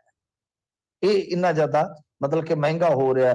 ਤਾਂ ਇਹ ਆਪਣੇ ਆਪ ਦੇ ਵਿੱਚ ਕਾਫੀ ਜ਼ਿਆਦਾ, ਜੇ ਤੁਸੀਂ ਦੇਖੋਗੇ ਤਾਂ ਇਹਨਾਂ ਦਾ ਉਪਭੋਗਤਾ ਮੁੱਲ ਸੂਚਕਾਂਕ ਹੈ ਜਿਹੜਾ, ਉਹਦੀ ਦਰ ਵੀ ਇਸ ਟਾਈਮ ਤਕਰੀਬਨ 9% ਆ। ਤੇ ਇਹ ਹੁਣ ਜਿਹੜੀ ਮੁਦਰਾ ਸਫੀਤੀ ਜਿਹਨੂੰ ਕਹਿ ਦਿੰਦੇ ਆ, ਉਹਦੀ ਦਰ ਵੀ 9.3 ਤੇ ਪਹੁੰਚੀ ਹੋਈ ਆ। ਘਰ ਤਲਾਸ਼ਣ ਤੇ ਹੀ ਕਹਿੰਦੇ ਆ ਕਿ ਬਹੁਤ ਖਰਚਾ ਹੋ ਜਾਂਦਾ ਘਰ ਲੱਭਣ ਤੇ, ਤੁਹਾਨੂੰ ਤੁਰਨਾ ਪੈਂਦਾ। ਸੋ ਇਸ ਕਰਕੇ ਕਾਫੀ ਚੀਜ਼ਾਂ ਨੇ ਜਿਹੜੀਆਂ ਉੱਥੇ ਵਿਗੜਦੀਆਂ ਜਾ ਰਹੀਆਂ ਨੇ, ਖਾਸ ਤੌਰ ਤੇ ਸਟੂਡੈਂਟਾਂ ਵਾਸਤੇ। ਉਹ ਦੇਖੋ ਜੀ, ਇਹ ਹਰੇਕ ਕਿਤੇ ਹੀ ਆ, ਮਹਿੰਗਾਈ ਦੀ ਮਾਰ ਜਿਹੜੀ ਆ ਉਹ ਜ਼ਿਆਦਾਤਰ ਦੇਸ਼ਾਂ 'ਚ ਪਈ ਹੈ। ਇੰਡੀਆ ਦੀ ਬਚਤ ਹੋ ਗਈ ਕੁਝ ਵੱਡੇ ਸਟੈਪ ਲੈਣ ਕਰਕੇ, ਜਾਂ ਕਹਿ ਲਓ ਕਿ ਕੁਝ ਜਿੱਦਾਂ ਕਹਿ ਲਓ ਕਿ ਕਈ ਵਾਰ ਰੱਬ ਵੀ ਤੁਹਾਡਾ ਵਾਲੀ ਹੁੰਦਾ ਹੈ। ਜੀ ਇੱਥੇ ਵਸੋਂ ਬੜੀ ਆ, ਇਨਫਾਰਮਲ ਸੈਕਟਰ ਬੜਾ ਮਜ਼ਬੂਤ ਆ, ਤੇ ਬਚ ਗਏ ਕਿਉਂਕਿ ਤੇਲ ਰਸ਼ੀਆ ਤੋਂ ਲੈ ਲਿਆ। ਤੇਲ ਰਸ਼ੀਆ ਤੋਂ ਲੈ ਲਿਆ, ਹੁਣ ਇੰਡੀਆ ਦੀ ਦੋਵੇਂ ਪਾਸੇ ਜ਼ਰੂਰਤ ਹੁੰਦੀ ਹੈ। ਸੋ ਇਹ ਬਚ ਗਏ, ਪਰ ਇੱਥੇ ਥੋੜਾ ਜਿਹਾ ਸਾਡਾ ਮਹਿੰਗਾਈ ਵਾਲਾ ਕੰਮ ਡਾਵਾਡੋਲ ਹੋਇਆ ਸੀਗਾ ਤੇ ਪੂਰੀਆਂ ਚੀਕਾਂ ਪੈ ਗਈਆਂ ਸਨ। ਇਹਨਾਂ ਨੂੰ ਰੈਪੋ ਰੇਟ ਵਧਾਉਣਾ ਪੈ ਗਿਆ ਸੀ ਜੀ। ਮਹਿੰਗਾਈ ਦੀ ਮਾਰ ਸਾਰੇ ਕਿਤੇ ਮਿੰਟੂ ਜੀ, ਅਮਰੀਕਾ ਕੈਨੇਡਾ ਵੀ ਲੋਕਾਂ ਦੀਆਂ ਚੀਕਾਂ ਕਢਾਈਆਂ ਪਈਆਂ ਮਹਿੰਗਾਈ ਨੇ। ਹਾਂਜੀ ਹਾਂਜੀ, ਨਹੀਂ ਹੈਗਾ ਜੀ, ਮਹਿੰਗਾਈ ਹੈਗੀ, ਸੱਚ ਹੈ ਜੀ। ਆਪਾਂ ਅਗਲੀ ਖਬਰ ਦੇ ਵੱਲ ਵਧੀਏ ਮਿੰਟੂ ਜੀ। ਕਈ ਪੰਜਾਬ ਦੇ MP ਉੱਥੋਂ ਲੋਕ ਸਭਾ ਦੇ ਵਿੱਚੋਂ ਸੁੱਚੇ ਮੂੰਹ ਹੀ ਆ ਕੇ ਬੋਲੇ ਹੀ ਕੁਛ ਨਹੀਂ ਉੱਥੇ। ਇੱਥੇ ਆ ਕੇ ਬੋਲ ਲੈਣਗੇ, ਇਹਨਾਂ ਹਾਂਜੀ, ਨੇ ਇਹ ਬੋਲਣਾ ਸਹੀ ਹੀ ਹੈ। ਬਿਲਕੁਲ ਸਹੀ ਹੈ। ਤਾਂ ਦੇਖੋ, ਇਹ ਹੁਣ ਜਿਹੜੇ ਉੱਥੇ ਅੱਗੇ ਮੈਂ ਰਾਘਵ ਚੱਡਾ ਜੀ ਦਾ ਜਵਾਬ ਦਿੱਤਾ ਸੀਗਾ ਕਿ ਰਾਘਵ ਚੱਡਾ ਜੀ ਦੀ ਹਾਜ਼ਰੀ ਜਾਂ ਸਾਰਾ ਕੁਝ ਜਿਹੜਾ ਉਹਨਾਂ ਨੇ ਬਹੁਤ ਵਧਾ ਚੜਾ ਕੇ ਭਾਵ ਕੀ ਆ ਕਿ ਉਹਨਾਂ ਦੀ ਪਰਫਾਰਮੈਂਸ ਤਾਂ ਬਹੁਤ ਸੋਹਣੀ ਹੈ, ਬੈਸਟ MP ਕਹਿ ਜਾ ਸਕਦੇ ਆ ਇਸ ਸੈਸ਼ਨ ਦੇ ਪੰਜਾਬ ਦੇ ਪੱਖ ਤੋਂ ਜੇ ਤੁਸੀਂ ਦੇਖੋਗੇ ਜੀ ਜੀ। ਤਾਂ ਬਟ ਗੱਲ ਹੈ ਕਿ ਉਹਨਾਂ ਨੇ ਆਪਣੀ ਜਿਹੜੀ ਸੀਗੀ ਬਹੁਤ ਜ਼ਿਆਦਾ ਮਸ਼ਹੂਰੀ ਕੀਤੀ, ਮੇਰੀ ਹਾਜ਼ਰੀ ਇੰਨੀ ਹੈ ਜੀ, ਏਦਾਂ ਸਵਾਲ ਆਪਾਂ ਪੁੱਛੇ, ਉਹ ਮਤਲਬ ਕਿ ਸਾਰਾ ਕੁਝ ਠੀਕ ਸੀਗਾ, ਮੈਂ ਉਹਨੂੰ ਠੀਕ ਮੰਨਦਾ। ਪਰ ਰੌਲਾ ਕੀ ਸੀਗਾ ਕਿ 3 ਇਹਨਾਂ ਦੇ ਇਹੋ ਜਿਹੇ MP ਸੀਗੇ 7 ਚੋਂ ਰਾਜ ਸਭਾ 'ਚ ਜਿਹੜੇ ਪੰਜਾਬ ਵਾਲੇ ਨੇ, ਕਿ ਇਹਨਾਂ ਦੇ ਵਿੱਚੋਂ 3 ਦੀ ਹਾਜ਼ਰੀ ਤਕਰੀਬਨ 50% ਦੇ ਆ ਆਲੇ ਦੁਆਲੇ, ਹਰਭਜਨ ਸਿੰਘ ਜਾਂ 1-2 ਹੋਰ ਨੇ ਜਿਹੜੇ ਜੀ, ਮਤਲਬ ਜਿਹੜੇ ਉੱਥੇ ਬੜੇ ਹੀ ਘੱਟ ਨੇ। ਜਾਂ ਤਾਂ ਮਤਲਬ ਕਿ ਸਾਡਾ ਉਹੀ ਕਹਿਣ ਦਾ ਅਰਥ ਹੁੰਦਾ ਹੈ ਜਾਂ ਮਤਲਬ ਹੁੰਦਾ ਹੈ ਕਿ ਸਾਰੀ ਚੀਜ਼ ਦੱਸੋ ਲੋਕਾਂ ਦੇ ਵਿੱਚ ਕਿ ਭਾਈ ਸਾਡੇ ਇੰਨੇ MP ਉਹ ਵਧੀਆ ਕਰਕੇ ਆਏ ਆ, ਇੰਨੇ ਤਾਂ ਨਖੱਟੂ ਹੀ ਸਾਬਤ ਹੋਏ ਆ। ਤਾਂ ਇਸ ਕਰਕੇ ਜਦੋਂ ਵੀ ਰਿਪੋਰਟ ਕਾਰਡ ਦਿੰਦੇ ਨੇ ਜਾਂ ਗੱਲਾਂ ਇਹੋ ਜਿਹੀਆਂ ਕਰਦੇ ਨੇ ਤਾਂ ਇੱਕ ਪਾਸਾ ਜਿਹਾ ਦਿਖਾ ਦਿੰਦੇ ਨੇ। ਖੈਰ ਇਹ ਰਾਜਨੀਤਿਕ ਚੀਜ਼ਾਂ ਹੁੰਦੀਆਂ ਨੇ। ਤਾਂ ਇੱਥੇ ਸਰਦਰੁੱਤ ਸੈਸ਼ਨ 'ਚ ਜੇ ਤੁਸੀਂ ਵੇਖੋਗੇ ਤਾਂ ਕਿਹੜੇ ਸੰਸਦ ਮੈਂਬਰ ਨੇ ਕਿੰਨੇ ਸਵਾਲ ਪੁੱਛੇ, ਇਹ ਸਾਰਾ ਜਿਹੜਾ ਟੇਬਲ ਹੈ ਉਹ ਮੌਜੂਦ ਆ। ਰਵਨੀਤ ਬਿੱਟੂ ਇਹ ਬੜੇ ਐਕਟਿਵ ਰਹਿੰਦੇ ਆ ਜੀ, ਇਹ ਆਪਾਂ ਦੇਖਿਆ ਅਕਸਰ ਸਦਨ ਦੇ ਵਿੱਚ ਬੰਦੇ ਦੀ ਕਾਰਗੁਜ਼ਾਰੀ ਠੀਕ ਠਾਕ ਰਹਿੰਦੀ ਹੈ। ਡਾਕਟਰ ਅਮਰ ਸਿੰਘ ਬਿੱਟੂ ਨੇ ਪੁੱਛੇ 17, ਡਾਕਟਰ ਅਮਰ ਸਿੰਘ ਨੇ 11, ਮਨੀਸ਼ ਤਿਵਾੜੀ ਨੇ 10, ਹਰਸਿਮਰਤ ਕੌਰ ਬਾਦਲ ਜੀ ਨੇ 4, ਜਸਬੀਰ ਸਿੰਘ ਜੀ ਗਿੱਲ ਡਿੰਪਾ ਜਿਨ੍ਹਾਂ ਨੂੰ ਆਪਾਂ ਕਹਿੰਦੇ ਆ ਉਹਨਾਂ ਨੇ 3 ਜੀ। ਅੱਛਾ, ਕਮਾਲ ਦੀ ਗੱਲ ਆ, ਸੁਖਬੀਰ ਸਿੰਘ ਬਾਦਲ, ਗੁਰਜੀਤ ਔਜਲਾ, ਚੌਧਰੀ ਸੰਤੋਖ ਸਿੰਘ, ਪਰਨੀਤ ਕੌਰ, ਮੁਹੰਮਦ ਸਦੀਕ, ਸੰਨੀ ਦਿਓਲ, ਸਿਮਰਨਜੀਤ ਸਿੰਘ ਮਾਨ ਜੀ, ਇਹ ਜਿਹੜਾ 0 ਔਰ ਦਾ ਸਵਾਲ ਹੁੰਦੇ ਆ ਜਿਹੜੇ ਉਹ ਪੁੱਛਣ ਦੇ ਮਾਮਲੇ 'ਚ ਜਿਹੜੀ ਇਹਨਾਂ ਦੀ ਲਿਸਟ ਹੈ, ਇਹਨਾਂ ਸਾਰਿਆਂ ਦੇ ਅੱਗੇ 0 ਹੈ। ਤਾਂ ਇੱਕ ਵੀ ਸਵਾਲ ਇਹਨਾਂ 'ਚੋਂ ਕਿਸੇ ਨੇ ਨਹੀਂ ਪੁੱਛਿਆ ਹੈਗਾ। ਇਹ ਆ ਕਿ ਕਿਸੇ ਇੱਕ ਪਾਰਟੀ ਦੀ ਨਾ ਗੱਲ ਕਰਦੇ ਹੋ ਤੁਸੀਂ ਦੇਖੋਗੇ ਸੰਨੀ ਦਿਓਲ ਭਾਜਪਾ ਤੋਂ ਆ ਗਿਆ, ਬਾਕੀ ਕਾਂਗਰਸ ਤੋਂ ਆ ਗਏ, ਫਿਰ ਸੁਖਬੀਰ ਸਿੰਘ ਬਾਦਲ ਅਕਾਲੀ ਦਲ ਤੋਂ ਆ ਗਏ। ਤਾਂ ਗੱਲ ਇਹ ਆ ਕਿ ਇਹਨਾਂ ਨੂੰ ਥੋੜਾ ਟਾਈਮ ਦੇਣਾ ਚਾਹੀਦਾ ਉੱਥੇ, ਕਿਉਂਕਿ ਸੈਸ਼ਨ ਜਿਹੜਾ ਡੇਲੀ ਹੁੰਦੇ ਆ, ਜਦੋਂ ਤੁਸੀਂ ਇੰਨਾ ਖਰਚਾ ਵਰਚਾ ਲੋਕਾਂ ਦਾ ਕਰਵਾਉਂਦੇ ਹੋ, ਜਾਣ ਤੇ ਆਉਣ ਤੇ ਰਹਿਣ ਤੇ ਖਾਣ ਤੇ ਪੀਣ ਤੇ ਬਈ, ਤਾਂ ਉਹਦਾ ਮੁੱਲ ਮੋੜਿਆ ਜਾਣਾ ਚਾਹੀਦਾ ਹੈ। ਘੱਟੋ ਘੱਟ ਤੁਹਾਨੂੰ ਸਵਾਲ ਪੁੱਛਣੇ ਚਾਹੀਦੇ ਆ, ਤੁਹਾਡੀ ਸਟੱਡੀ ਹੋਣੀ ਚਾਹੀਦੀ ਹੈ ਕਿ ਇਹ 4 ਦਿਨ ਕੰਮ ਹੀ ਕਰਨਾ, ਉੱਥੇ ਜਾ ਕੇ ਚੰਗਾ ਠੋਕ ਵਜਾ ਕੇ ਕੰਮ ਕਰੋ। ਤੇ ਵੈਸੇ ਪਹਿਲਾ ਮੌਕਾ ਨਹੀਂ ਹੁੰਦਾ ਜਦੋਂ ਏਦਾਂ ਆਪਾਂ ਦੇਖਿਆ ਹੋਵੇ ਕਿ ਬਈ ਇਹ ਫਲਾਣਾ ਸੋ ਜਿਹੜਾ ਉਹ ਨਹੀਂ ਬੋਲ ਕੇ ਆਇਆ। ਇੱਥੇ ਕੀ ਹੋਇਆ ਸੀਗਾ ਪਿਛਲੀ ਸਰਕਾਰ ਦੇ ਵਿੱਚ, ਤਾਂ 2-2.5 ਸਾਲ ਜਿਹੜਾ ਸੀਗਾ ਪਿਛਲੀ ਸਰਕਾਰ ਦਾ, ਉਹਦੇ ਵਿੱਚ ਕਈ ਸਨ ਐਸੇ MLA ਜਿਨ੍ਹਾਂ ਨੇ 2-2.5 ਸਾਲਾਂ 'ਚ ਦੰਦ ਤੋਂ ਦੰਦ ਹੀ ਨਹੀਂ ਚੁੱਕਿਆ। ਹਾਂ, ਉਦੋਂ ਚੁੱਕਦੇ ਸੀ ਜਦੋਂ ਸਮੋਸੇ ਕਚੋਰੀਆਂ ਖਾਣੇ ਹੁੰਦੇ। ਤਾਂ ਇਹ ਸਾਰਾ ਕੁਛ ਹੈ ਜਿਹੜਾ ਮੁਹੰਮਦ ਸਦੀਕ, ਤਾਂ ਉਹਦੇ ਕੋਲ ਤਾਂ ਕੰਮ ਹੀ 2 ਨੇ, ਜਾਂ ਕਹੇਗਾ ਮੋਢਾ ਲੈ ਗਿਆ ਸੀ ਜਾਂ ਉਹ ਕਹੇਗਾ ਅੱਖ ਲੱਗ ਗਈ ਸੀ। ਇਸ ਕਰਕੇ ਇਹ ਜਿਹੜੇ ਹੈਗੇ ਨੇ MP ਜਿਨ੍ਹਾਂ ਨੂੰ ਚੁਣਿਆ, ਉਹਨਾਂ ਨੂੰ ਪੂਰੀ ਤਨਦੇਹੀ ਨਾਲ ਕੰਮ ਕਰਨਾ ਚਾਹੀਦਾ। ਖੈਰ ਦੇਖੋ ਅਗਲੇ ਸੈਸ਼ਨ 'ਚ ਕੀ ਇਹ ਵੱਟ ਕੇ ਆਉਂਦੇ ਆ, ਪਰ ਇੱਥੇ ਤਾਂ ਨਤੀਜਾ ਬਹੁਤਿਆਂ ਦਾ ਜਿਹੜਾ ਉਹ ਬਹੁਤ ਹੀ ਇੱਕ ਤਰ੍ਹਾਂ ਨਾਲ ਕਹਿ ਲਓ ਕਿ ਨਿਰਾਸ਼ਾਜਨਕ ਹੈ ਜੀ। ਮਿੰਟੂ ਜੀ, ਅਗਲੀ ਖਬਰ ਦੀ ਗੱਲ ਕਰੀਏ RSS ਦੀ। ਧਰਮ ਰੱਖਿਅਕ ਨਿਯੁਕਤ ਕੀਤੇ ਜਾਣਗੇ ਹੁਣ RSS ਵੱਲੋਂ। ਦੇਖੋ ਇਹ ਚੀਜ਼ਾਂ ਜਿਹੜੀਆਂ ਨਾ, ਜੇ ਤੁਸੀਂ ਇਤਿਹਾਸ ਫੋਲ ਕੇ ਵੇਖੋਗੇ, 1857 'ਚ ਜਿਹੜੇ ਹਿੰਦੂ ਤੇ ਮੁਸਲਮਾਨ ਇਕੱਠੇ ਲੜੇ ਸੀ, ਹਾਂਜੀ, ਬਾਅਦ ਦੇ ਵਿੱਚ ਉਹ ਇੱਥੋਂ ਤੱਕ ਕਿਵੇਂ ਪਹੁੰਚ ਗਏ ਕਿ ਦੋਵੇਂ ਕਹਿੰਦੇ ਕਿ ਅਸੀਂ ਇੱਕ ਦੇਸ਼ 'ਚ ਰਹਿ ਹੀ ਨਹੀਂ ਸਕਦੇ। ਇਹਦਾ ਜਵਾਬ ਬਹੁਤ ਸਾਰੀਆਂ ਕਿਤਾਬਾਂ ਪੜ੍ਹ ਕੇ, ਬਹੁਤ ਸਾਰੇ ਜੀ ਜੀ ਇਤਿਹਾਸਕ ਦਸਤਾਵੇਜ਼ ਫੋਲ ਕੇ ਫਿਰ ਮਿਲਦਾ ਹੈ। ਦਰਅਸਲ ਕੀ ਸੀਗਾ ਕਿ ਉਸ ਟਾਈਮ ਵੀ ਜੇ ਤੁਸੀਂ ਦੇਖੋਗੇ ਤਾਂ ਇਹਨਾਂ ਨੇ ਆਰੀਆ ਸਮਾਜੀ ਲਹਿਰ ਚੱਲਦੀ ਸੀ ਉਦੋਂ, ਜਿਹੜੇ ਇਤਿਹਾਸ ਦੇ ਗਿਆਤਾ ਉਹਨਾਂ ਨੂੰ ਪਤਾ ਹੋਏਗਾ, ਉੱਥੋਂ ਜ਼ਿਆਦਾ ਮਤਲਬ ਕਿ ਗਊ ਰੱਖਿਆ, ਇਸੇ ਤਰ੍ਹਾਂ ਮਤਾਂਤਰਣ ਜਿਹਨੂੰ ਇਹ ਕਹਿੰਦੇ ਨੇ, ਧਰਮ ਪਰਿਵਰਤਨ, ਉਹਦੇ ਖਿਲਾਫ ਲੜਾਈ ਸੀ, ਵਾਪਸੀ ਕਰਵਾਈ ਜਾ ਰਹੀ ਸੀ, ਵਾਪਸੀ ਦੇ ਨਾਂ ਤੇ ਘਰ ਵਾਪਸੀ, ਸਾਰਾ ਕੁਝ ਏਦਾਂ ਹੀ ਚੱਲ ਰਿਹਾ ਸੀਗਾ। ਉੱਥੋਂ ਫਿਰ ਜਿਹੜੇ ਇਹਨਾਂ ਦੇ ਬੀਜ ਫੁੱਟ ਦੇ ਬੀਜੇ ਗਏ ਤੇ ਹਿਸਾਬ ਲਾ ਲਓ ਕਿ ਮੁੜ ਕੇ ਕੰਮ ਸੂਤ ਨਹੀਂ ਆਇਆ, ਔਰ ਉਹਦਾ ਖਮਿਆਜ਼ਾ ਪਹਿਲਾਂ ਬੰਗਾਲ ਦੇ ਵਿੱਚ ਹੋਇਆ। ਬੰਗਾਲ ਦੀ ਵੰਡ ਨੇ ਮੁਸਲਮਾਨਾਂ ਨੂੰ ਬਹੁਤ ਹੱਦ ਤੱਕ ਕਹਿ ਲਓ ਕਿ ਸੋਚਣ ਵਾਸਤੇ ਮਜਬੂਰ ਕਰ ਦਿੱਤਾ। ਫਿਰ ਜਿਵੇਂ ਮੈਂ ਤੁਹਾਨੂੰ ਦੱਸਿਆ ਕਿ ਕੁਝ ਇਹ ਚੀਜ਼ਾਂ ਜਿਹੜੀਆਂ ਇਹਨਾਂ ਨੇ ਇੱਕ ਰੋਲ ਅਦਾ ਕੀਤਾ ਸੀਗਾ, ਏਦਾਂ ਨਹੀਂ ਰਾਤੋਂ ਰਾਤ ਨਹੀਂ ਸੀਗੇ, ਮਤਲਬ ਕਿ ਜਿਹੜੇ 1857 ਚ ਇਕੱਠੇ ਲੜੇ ਤੇ ਉਹ ਅਗਲੀ ਸੁਬਾਹ ਜਿਹੜੇ ਇੱਕ ਦੂਜੇ ਦੇ ਵਿਰੋਧੀ ਬਣ ਗਏ। ਉਹ ਕੁਝ ਚੀਜ਼ਾਂ ਸੀਗੀਆਂ ਜਿਨ੍ਹਾਂ ਨੇ ਅਸਰ ਪਾਇਆ। ਖੈਰ ਉਹ ਇਤਿਹਾਸ ਦਾ ਵਿਸ਼ਾ ਹੈ, ਮੈਂ ਉਧਰ ਨਾ ਜਾਂਦਿਆਂ ਇਹ ਸਿਰਫ ਇਹੀ ਗੱਲ ਕਹਾਂਗਾ ਕਿ ਇਹ ਜਿਹੜੀਆਂ ਚੀਜ਼ਾਂ ਕਰ ਰਹੇ ਨੇ, ਹੁਣ ਗੱਲ ਕੀ ਹੈ ਕਿ ਇੱਥੇ ਉੱਠ ਕੇ ਆਪਣੇ ਵੀ ਕੋਈ ਬਣਾ ਦੇਵੇ ਤੇ ਆਪਣੇ ਵੀ ਕਹਿ ਦੇਣਾ ਵੀ ਬਹੁਤ ਗੁੱਡ ਹੈ ਯਾਰ, ਤਾਂ ਗੁੱਡ ਹੈ, ਬਹੁਤ ਗੁੱਡ ਹੈ। ਹੁਣ ਗੱਲ ਇਹ ਆ ਕਿ ਜਦੋਂ ਇਹ ਬਣਾਉਣਗੇ ਧਰਮ ਰੱਖਿਅਕ, ਜਿਹੜੇ ਬੰਦੇ ਇੱਥੇ ਇਸ ਤਰ੍ਹਾਂ ਕਹਿੰਦੇ ਆ ਕਿ ਫਲਾਣੇ ਨੂੰ ਐ ਕਰ ਦਿਓ, ਫਲਾਣੇ ਨੂੰ ਐ ਕਰ ਦਿਓ, ਉਹ ਉਹਨਾਂ ਦੀ ਗੱਲ ਨੂੰ ਕਿਵੇਂ ਕੱਟਣਗੇ? ਜੀ ਜੀ ਉਹ ਕਹਿਣਗੇ ਕਿ ਇੱਥੇ ਤਾਂ ਸਾਈਆਂ ਦੇ ਮਗਰ ਤੁਸੀਂ ਵੀ ਲੱਠ ਲੈ ਕੇ ਲੱਗੇ ਫਿਰਦੇ ਹੋ, ਤੇ ਜੇ ਹੁਣ ਅਸੀਂ ਉਹਨਾਂ ਤੋਂ ਥੋੜਾ ਜਿਹਾ ਕਹ ਲਓ ਕਿ ਸਬਕ ਸਿਖਾਉਣ ਦੇ ਮੋੜ ਦੇ ਵਿੱਚ ਆਉਂਦੇ ਆ, ਜੇ ਅਸੀਂ ਉਹਨਾਂ ਤੋਂ ਥੋੜਾ ਜਿਹਾ ਹਿਸਾਬ ਕਿਤਾਬ ਲੈਣ ਲੱਗੇ ਆ, ਪੂਰੇ ਦੇਸ਼ ਦੇ ਵਿੱਚ ਧਰਮ ਰੱਖਿਅਕ ਜਿਹੜੇ ਨੇ ਉਹ ਨਿਯੁਕਤ ਕਰਨ ਲੱਗੇ ਆ, ਤੇ ਬਾਈ ਫਿਰ ਹੁਣ ਤੁਸੀਂ ਸਾਡੇ ਬਾਰੇ ਐ ਕਿਉਂ ਕਰਦੇ? ਥੋੜੀ ਪ੍ਰੋਬਲਮ ਆ ਜਾਏਗੀ ਨਾ ਤੁਹਾਨੂੰ ਜੀ। ਇਸ ਕਰਕੇ ਇਹ ਜਿਹੜਾ ਮਾਮਲਾ ਹੈ ਇਹ ਹੁਣ ਸੈੱਟ ਕਰ ਰਹੇ ਨੇ ਇਸੇ ਤਰੀਕੇ ਨਾਲ ਕਿ ਜਿਵੇਂ ਕਿ ਗਊ ਰੱਖਿਅਕ ਬਣੇ ਸੀਗੇ, ਤਾਂ ਤੁਸੀਂ ਦੇਖਿਆ ਨਾ ਕਿ ਉਹ ਖੁਦ ਪ੍ਰਧਾਨ ਮੰਤਰੀ ਨੂੰ ਬਿਆਨ ਦੇਣਾ ਪਿਆ ਸੀਗਾ ਉਹਨਾਂ ਤੇ ਜੀ, ਜੇ ਤੁਹਾਨੂੰ ਯਾਦ ਹੋਵੇ ਤਾਂ ਗਊ ਰੱਖਿਅਕਾਂ ਨੂੰ ਸੰਬੋਧਨ ਕਰਕੇ। ਤਾਂ ਖੈਰ, ਤਾਂ ਹੁਣ ਜੇ ਦੂਸਰੇ ਪਾਸੇ ਤੁਸੀਂ ਦੇਖੋਗੇ ਤਾਂ ਇਹ ਵਿਸ਼ਵ ਹਿੰਦੂ ਪਰਿਸ਼ਦ ਜਿਹੜੀ ਹੈ ਜਾਂ ਇਹਨਾਂ ਦੇ ਹੋਰ ਕੁਝ ਇਸ ਤਰ੍ਹਾਂ ਦੇ ਹੈਗੇ ਨੇ ਜਿਹੜੇ ਦਲ, ਉਹ ਇਹ ਧਰਮ ਰੱਖਿਅਕ ਜਾਂ ਹਿੰਦੀ ਚ ਕਹ ਲਓ ਧਰਮ ਰਕਸ਼ਕ, ਉਹਨਾਂ ਨੂੰ ਨਿਯੁਕਤ ਕਰਨ ਵਾਸਤੇ, ਔਰ ਇਹਨਾਂ ਦੀ ਨਿਯੁਕਤੀ ਕਿੱਥੇ ਹੋਏਗੀ? ਸੁਣ ਲਓ ਨਾ, ਉੱਤਰ ਪ੍ਰਦੇਸ਼, ਝਾਰਖੰਡ, ਪੰਜਾਬ, ਛੱਤੀਸਗੜ੍ਹ, ਆਂਧਰਾ, ਤੇਲੰਗਾਨਾ ਜੀ।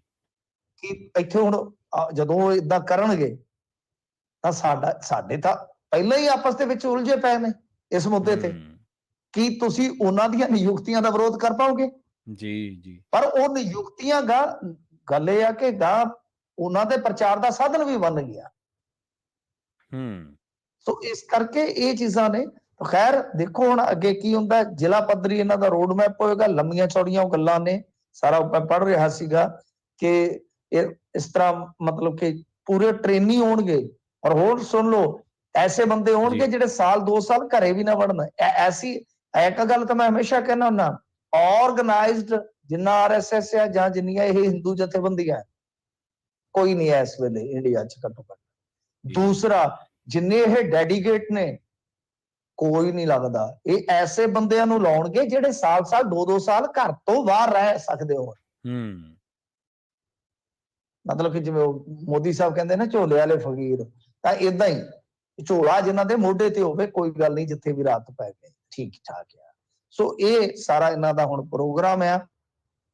ਤਾਂ ਬਾਕੀ ਦੇਖੋ ਬਈ ਇਹਨਾਂ ਦਾ ਕੀ ਅਸਰ ਹੁੰਦਾ। ਧਰਮ ਰੱਖਿਅਕ ਜਿਹੜੇ ਆ ਉਹ ਸ਼ਬਦ ਉਹਨਾਂ ਨੇ ਜੋੜ ਦਿੱਤਾ, ਤੇ ਜਿਹਦੀ ਮੁਖਾਲਫਤ ਹਾਲ ਦੀ ਘੜੀ ਤੇ ਕੋਈ ਨਹੀਂ ਕਰ ਰਿਹਾ। ਸਿਆਸੀ ਤਨਜ਼ੀਮਾਂ ਵੀ ਹੁਣ ਡਰਦੀਆਂ ਨੇ ਨਾ ਕਿ ਸਿਆਸੀ ਨੁਕਸਾਨ ਹੁੰਦੇ।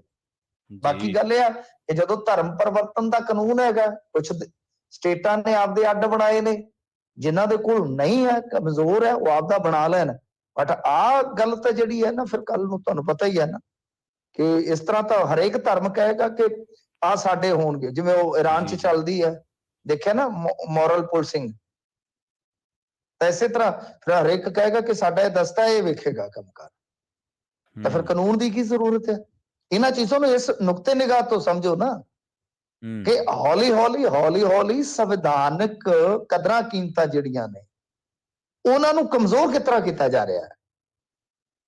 ਜੀ। ਅਗਲੀ ਖਬਰ ਦੇ ਵੱਲ ਵਧੀਏ ਮਿੰਟੂ ਜੀ, ਤੇ ਗੱਲ ਕਰੀਏ ਚੰਦਾ ਕੋਚਰ ਤੇ ਦੀਪਕ ਕੋਚਰ ਦੀ ਹਾਈ ਕੋਰਟ ਦੇ ਵਿੱਚੋਂ ਜ਼ਮਾਨਤ ਮਿਲ ਗਈ ਹੈ ਜੀ ਇਹਨਾਂ ਨੂੰ। ਦੇਖੋ ਇਹਦੇ ਚ ਹੁਣ ਕੋਈ ਕੀ ਕਰ ਸਕਦਾ ਜਦੋਂ ਹਾਈ ਕੋਰਟ ਨੇ ਜ਼ਮਾਨਤ ਦੇ ਦਿੱਤੀ ਆ।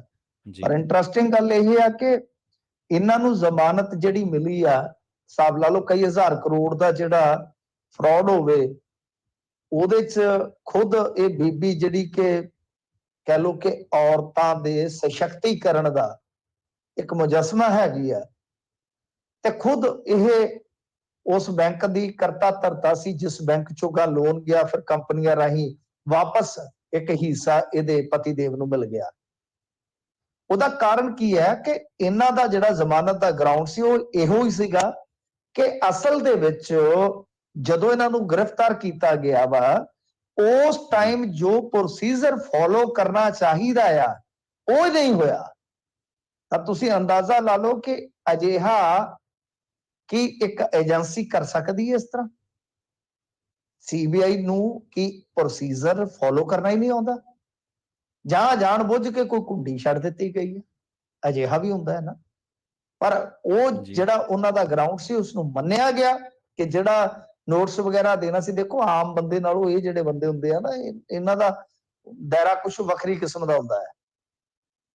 ਤਾਂ ਉਹ ਕਹਿੰਦੇ ਕਿ ਜੋ ਇੱਕ ਪ੍ਰੋਸੀਜਰ ਬਣਦਾ ਸੀਗਾ ਕਿ ਨੋਟਸ ਵਗੈਰਾ ਦਿੱਤੇ ਜਾਣੇ ਚਾਹੀਦੇ ਸੀਗੇ ਉਹ ਤੁਸੀਂ ਫੋਲੋ ਨਹੀਂ ਕੀਤਾ, ਸੋ ਲਿਹਾਜ਼ਾ ਇਹਨਾਂ ਨੂੰ ਜ਼ਮਾਨਤ ਦਿੱਤੀ ਜਾਂਦੀ ਆ। ਤਾਂ ਕਈ ਹਜ਼ਾਰ ਕਰੋੜ ਦਾ ਫਰਾਡ ਕਰਕੇ ਇਹ ਜੋੜਾ ਜਿਹੜਾ ਹੈ ਉਹ ਕਥਿਤ ਤੌਰ ਤੇ ਬਸ ਲਾ ਲਓ ਕਿ ਕੋਈ 10-12 ਦਿਨ ਜੇਲ੍ਹ ਦੇ ਵਿੱਚ ਬਿਤਾ ਕੇ ਆਉ ਗਿਆ। ਹਾਂ, ਇੱਕ ਇਹਨਾਂ ਨੂੰ ਸੱਟ ਵੱਜੀ, ਬੜੀ ਸ਼ਾਹੀ ਸ਼ਾਦੀ ਕਰਨ ਜਾ ਰਹੇ ਸਨ ਆਪਣੇ ਮੁੰਡੇ ਦੀ ਜੀ, ਰਾਜਸਥਾਨ 'ਚ, ਉਹ ਟਾਲੀ ਗਈ ਸੀ ਤੇ ਲੱਗਦਾ ਕਿ ਹੁਣ ਉਹ ਵੀ ਸ਼ਹਿਨਾਈ ਵੱਜ ਜਾਏਗੀ। ਜੀ। ਮਿੰਟੂ ਜੀ, ਇਹਨਾਂ ਖਾਸ ਖਬਰਾਂ ਤੇ ਖਾਸ ਜਾਣਕਾਰੀਆਂ ਦੇਣ ਦੇ ਲਈ ਤੁਹਾਡਾ ਬਹੁਤ-ਬਹੁਤ ਧੰਨਵਾਦ ਜੀ। ਧੰਨਵਾਦ ਜੀ। ਜੀ। ਪ੍ਰੋਗਰਾਮ ਖਬਰ ਤੇ ਨਜ਼ਰ ਦੇ ਵਿੱਚ ਪਹਿਲੇ ਹਿੱਸੇ ਦੇ ਵਿੱਚ ਆਪਣੇ ਨਾਲ ਜੁੜੇ ਸਨ ਮਿੰਟੂ ਗੁਰਸਰੀਆ ਜੀ, ਜਿਨ੍ਹਾਂ ਦੇ ਨਾਲ ਆਪਾਂ ਕਈ ਅਹਿਮ ਖਬਰਾਂ ਨੂੰ ਲੈ ਕੇ ਚਰਚਾ ਕੀਤੀ ਹੈ। ਖਬਰਾਂ ਹੋਰ ਵੀ ਨੇ, ਉਹਨਾਂ ਤੇ ਚਰਚਾ ਕਰਾਂਗੇ, ਪਰ ਇੱਕ ਸ਼ਾਰਟ ਬ੍ਰੇਕ ਤੋਂ ਬਾਅਦ ਖਬਰਾਂ ਦੇ ਵਿੱਚ ਗੱਲ ਕਰਾਂਗੇ ਤੇਲੰਗਾਨਾ ਦੀ। ਤੇਲੰਗਾਨਾ ਦੇ ਵਿੱਚ ਇੱਕ ਨਾਸਤਿਕ ਦਲਿਤ ਭਾਈਚਾਰੇ ਦੇ ਨਾਲ ਸੰਬੰਧ ਰੱਖਦੇ ਅਧਿਆਪਕ ਨੂੰ ਧੱਕੇ ਦੇ ਨਾਲ ਮੰਦਿਰ ਦੇ ਵਿੱਚ ਲਿਜਾ ਕੇ ਪੂਜਾ ਕਰਵਾਈ ਤੇ ਮਾਫੀ ਮੰਗਵਾਈ। ਧਰਮ ਹਰ ਇੱਕ ਦਾ ਨਿੱਜੀ ਮਸਲਾ ਹੈ, ਨਾ ਤੁਸੀਂ, ਨਾ ਮੈਂ, ਨਾ ਕੋਈ ਹੋਰ। ਇਹ ਆਪਾਂ ਕਿਸੇ ਨੂੰ, ਕੋਈ ਬੰਦਾ ਨਾਸਤਿਕ ਹੈ ਤੇ ਇਹਦੇ 'ਚ ਠੀਕ ਹੈ, ਉਹਦੀ ਆਪਦੀ ਵਿਚਾਰਧਾਰਾ ਹੋਣੀ, ਇਹਦੇ ਵਿੱਚ ਅਸੀਂ ਆਪਣਾ ਇੰਟਰਫੇਅਰ ਨਹੀਂ ਕਰ ਸਕਦੇ। ਅਸੀਂ ਥੋੜ੍ਹਾ ਚੁਣਾਂਗੇ ਕਿ ਕਿਹੜਾ ਨਾਸਤਿਕ ਹੈ ਤੇ ਕਿਹੜਾ ਆਸਤਿਕ ਹੈ। ਪਰ ਇਹ ਹੋਇਆ, ਕਿੱਥੇ ਹੋਇਆ? ਇਹਦੇ ਨਾਲ ਫਗਵਾੜੇ ਦੇ ਵਿੱਚ ਪਿਸਤੌਲ ਦਿਖਾ ਕੇ ਖੋਹੀ ਗੱਡੀ ਦਾ ਪਿੱਛਾ ਕਰ ਰਹੀ ਸੀ ਪੁਲਿਸ ਤੇ ਲੁਟੇਰੇ।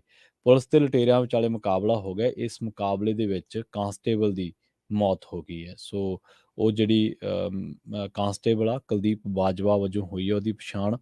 ਤੇ ਲੰਘੇ ਦਿਨੀ ਤੁਸੀਂ ਸਾਰਿਆਂ ਨੇ ਦੇਖਿਆ, ਨਕੋਦਰ ਦੇ ਵਿੱਚ ਇੱਕ ਜਿਹੜਾ ਕੱਪੜਾ ਕਾਰੋਬਾਰੀ ਸੀ, ਉਹਨੂੰ ਫਰੌਤੀ ਦੀ ਧਮਕੀ ਆਈ ਸੀ, 30 ਲੱਖ ਰੁਪਈਆ ਮੰਗਿਆ ਗਿਆ ਸੀ। ਉੱਥੇ ਵੀ ਇੱਕ ਨੌਜਵਾਨ, ਪੁਲਿਸ ਦੇ ਨਾਲ ਸੰਬੰਧਿਤ ਨੌਜਵਾਨ ਦੀ ਮੌਤ ਹੋ ਗਈ ਸੀ, ਕਿਉਂਕਿ ਜਿਹੜੇ ਧਮਕੀ ਦੇਣ ਵਾਲੇ ਆਏ ਸੀ, ਉਹਨਾਂ ਨੇ ਗੋਲੀਆਂ ਚਲਾ ਦਿੱਤੀਆਂ ਸੀ। ਤੇ ਇੱਕ ਹੋਰ ਮੁੰਡਾ ਜਿਹੜਾ ਪੁਲਿਸ ਦੇ ਵਿੱਚ ਕੰਮ ਕਰਦਾ ਸੀ, ਲੁਟੇਰਿਆਂ ਨੇ ਜਦੋਂ ਗੱਡੀ ਖੋਹੀ, ਕਰੇਟਾ ਗੱਡੀ ਖੋਹਲੀ ਸੀ, ਉਸ ਪਿੱਛੋਂ ਪੁਲਿਸ ਪਿੱਛਾ ਕਰ ਰਹੀ ਸੀ। ਤੇ ਫਿਰ ਹੁਣ ਉਹ ਜਿਹੜਾ ਪੁਲਿਸ ਦਾ ਨੌਜਵਾਨ ਹੈ ਕੁਲਦੀਪ ਬਾਜਵਾ, ਉਹਦੀ ਜਿਹੜੀ ਆ ਉਸ ਮੁਕਾਬਲੇ ਦੇ ਵਿੱਚ ਲੁਟੇਰਿਆਂ ਵੱਲੋਂ ਚਲਾਈ ਗੋਲੀ ਦੇ ਵਿੱਚ ਮੌਤ ਹੋ ਗਈ ਹੈ। ਖਬਰਾਂ ਹੋਰ ਵੀ ਨੇ ਜਿਨ੍ਹਾਂ ਤੇ ਚਰਚਾ ਆਪਾਂ ਬ੍ਰੇਕ ਤੋਂ ਪਾਰ ਕਰਾਂਗੇ। ਜੁੜੇ ਰਹੋ ਪੰਜਾਬੀ ਰੇਡੀਓ ਯੂਐਸਏ ਦੇ ਨਾਲ। ਹੁਣੇ ਪਰਤਾਂਗੇ ਇੱਕ ਸ਼ਾਰਟ ਬ੍ਰੇਕ ਤੋਂ ਬਾਅਦ।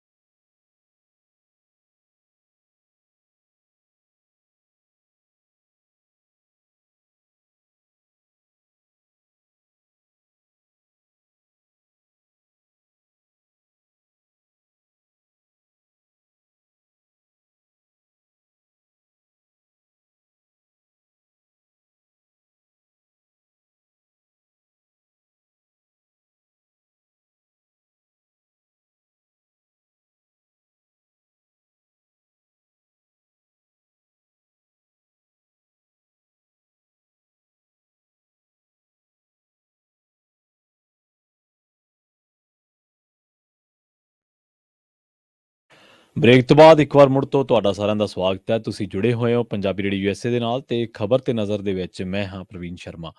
ਤੇ ਆਪਾਂ ਪ੍ਰੋਗਰਾਮ ਦੇ ਵਿੱਚ ਗੱਲਬਾਤ ਕਰਦੇ ਹਾਂ ਕੁਝ ਹੋਰ ਅਹਿਮ ਖਬਰਾਂ ਨੂੰ ਲੈ ਕੇ। ਰੁਖ ਕਰਾਂਗੇ ਫਗਵਾੜਾ ਦਾ। ਫਗਵਾੜਾ ਦੇ ਵਿੱਚ ਅਰਬਨ ਸਟੇਟ ਇਲਾਕੇ ਦੇ ਵਿੱਚੋਂ ਪਿਸਤੌਲ ਦਿਖਾ ਕੇ ਕਰੇਟਾ ਗੱਡੀ ਖੋਹਣ ਤੋਂ ਬਾਅਦ ਪਿੱਛਾ ਕਰ ਰਹੀ ਪੁਲਿਸ ਤੇ ਲੁਟੇਰਿਆਂ ਵੱਲੋਂ ਗੋਲੀ ਚਲਾਉਣ ਕਰਕੇ ਥਾਣਾ ਸਿਟੀ ਦੇ ਮੁਲਾਜ਼ਮ ਦੀ ਮੌਤ ਹੋ ਗਈ ਹੈ। ਮ੍ਰਿਤਕ ਮੁਲਾਜ਼ਮ ਦੀ ਪਛਾਣ ਕੁਲਦੀਪ ਬਾਜਵਾ ਵਜੋਂ ਹੋਈ ਹੈ। ਕਰੇਟਾ ਕਾਰ ਚਾਲਕ ਅਵਤਾਰ ਸਿੰਘ ਨੇ ਦੱਸਿਆ ਕਿ ਉਹ ਆਪਣੇ ਦੋਸਤ ਦੇ ਨਾਲ ਫਗਵਾੜਾ ਦੇ ਅਰਬਨ estate ਇਲਾਕੇ ਦੇ ਵਿੱਚ ਸਥਿਤ ਘਰ ਨੂੰ ਜਾ ਰਿਹਾ ਸੀ। ਇਸੇ ਦੌਰਾਨ ਗੱਡੀ ਦੇ ਵਿੱਚ ਸਵਾਰ 4 ਨੌਜਵਾਨ ਆਏ, ਜਿਨ੍ਹਾਂ ਦੇ ਵਿੱਚੋਂ 2 ਨੌਜਵਾਨਾਂ ਨੇ ਪਿਸਤੌਲ ਦਿਖਾ ਕੇ ਉਹਨਾਂ ਦੀ ਕਰੇਟਾ ਗੱਡੀ ਖੋਲੀ ਸੀ। ਇਸ ਦੀ ਸੂਚਨਾ ਉਹਨਾਂ ਪੁਲਿਸ ਨੂੰ ਦਿੱਤੀ। ਇਸ ਤੋਂ ਬਾਅਦ ਸਿਟੀ ਪੁਲਿਸ ਨੇ ਲੁਟੇਰਿਆਂ ਦਾ ਪਿੱਛਾ ਕਰਨਾ ਸ਼ੁਰੂ ਕਰ ਦਿੱਤਾ, ਜਿੱਥੇ ਇੱਕ ਪਿੰਡ ਦੇ ਵਿੱਚ ਕੱਚੇ ਥਾਂ ਤੇ ਲੁਟੇਰਿਆਂ ਤੇ ਪੁਲਿਸ ਆਮੋ-ਸਾਹਮਣੇ ਹੋ ਗਏ। ਲੁਟੇਰਿਆਂ ਵੱਲੋਂ ਕੀਤੀ ਗਈ ਫਾਇਰਿੰਗ ਕਰਕੇ ਕੁਲਦੀਪ ਬਾਜਵਾ ਦੇ ਪੱਟ ਦੇ ਵਿੱਚ ਗੋਲੀ ਲੱਗੀ। ਇਸ ਕਰਕੇ ਉਹ ਗੰਭੀਰ ਜ਼ਖਮੀ ਹੋ ਗਿਆ। ਜਦੋਂ ਉਸ ਨੂੰ ਨਿੱਜੀ ਹਸਪਤਾਲ ਦੇ ਵਿੱਚ ਉਸ ਤੋਂ ਬਾਅਦ ਲਿਆਂਦਾ ਗਿਆ ਤਾਂ ਡਾਕਟਰਾਂ ਨੇ ਉਸ ਨੂੰ ਮ੍ਰਿਤਕ ਐਲਾਨ ਦਿੱਤਾ।